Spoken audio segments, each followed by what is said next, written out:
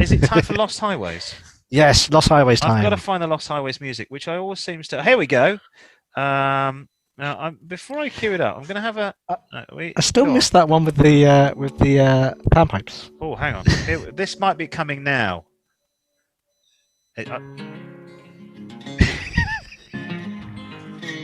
Oh, this is quite nice.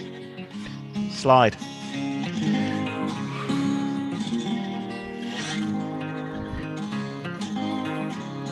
That's lovely.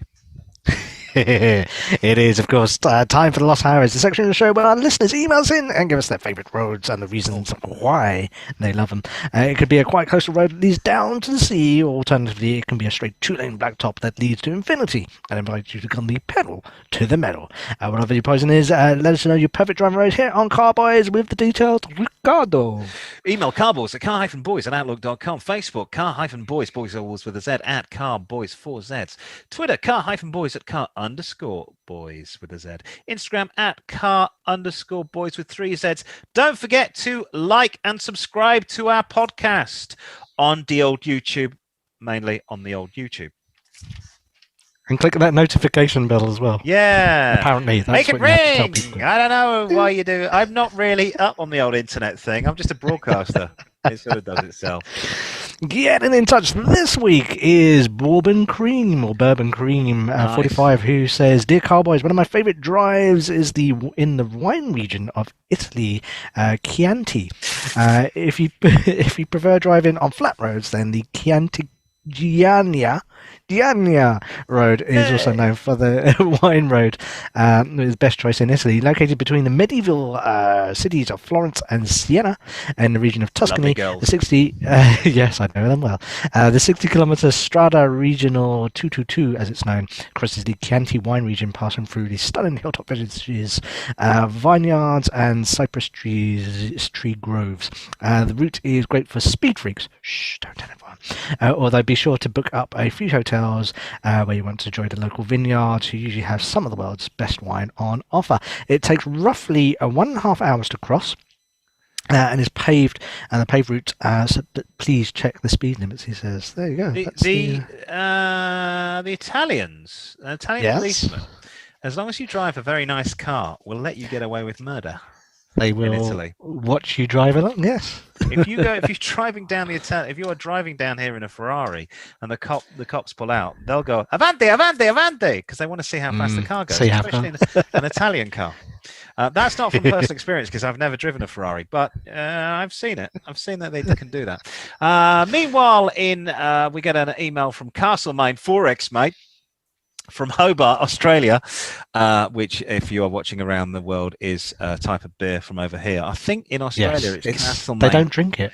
No, they do. No. They drink Castlemaine. I think it's called Gold. Oh. Castlemaine Gold. I've had it. They drink Castlemaine. What they don't drink is Foster's. Foster's is pish. It was a brand briefly in Australia, but it's disappeared a long, long time ago. Yeah. Castlemaine Gold is like a real ale. It's really, really nice. Australian lager gets a really bad rap because we get stuff that says Australian, but it's really produced in a big vat up in Milton Keynes. If you get the good stuff, Cooper's is fantastic as well. We're not a beer show, but we just do everything on this program. Anyway. Castlemaine 4X, Hobart says, "G'day, boys. Once you start to open up Australia, you should. Once Australia opens up, you should come and experience the Oxley Highway." He says the Oxley is a rural highway in New South Wales. There's a couple of guys on motorbikes, and it starts at Nevertire, ending at Port Macquarie on the coast of the Tasman Sea. Formerly a side National Route 34 for its entire length.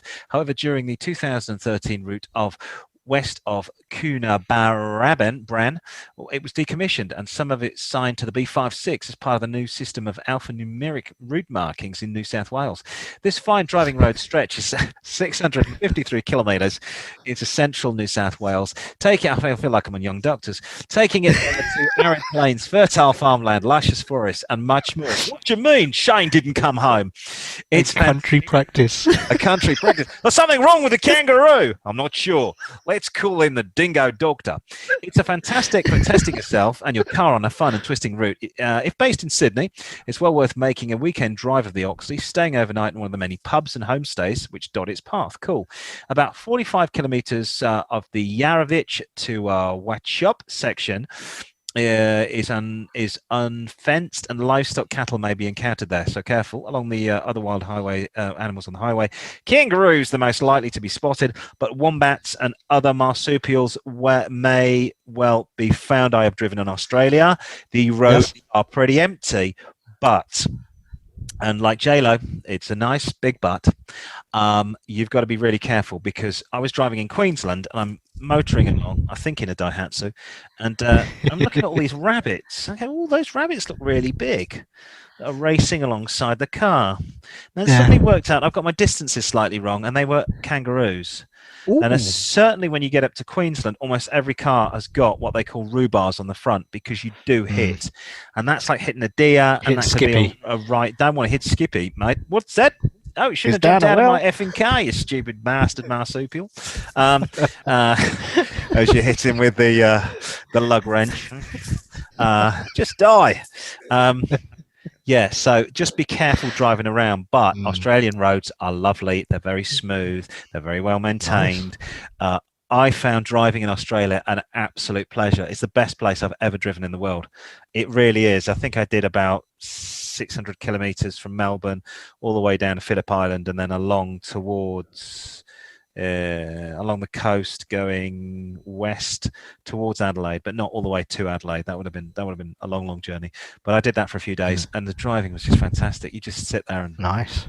But be careful as well, because Australian roads, speed cameras are hidden because they're bastards.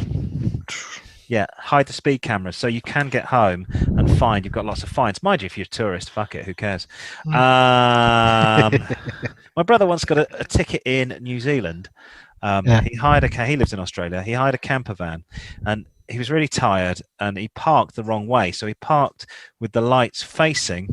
Okay. Yeah. You know, they're facing the traffic when he should have parked on the other side. Whatever he did, he parked incorrectly. Anyway, there was a ticket there. When he came back from going to the pub. He was like, okay. So what he did is, when he got back to the UK, for he was living here over at the time, he sent them a check from a British bank account. And weirdly, it's never been cashed. Just send that check. Good luck with trying to find that.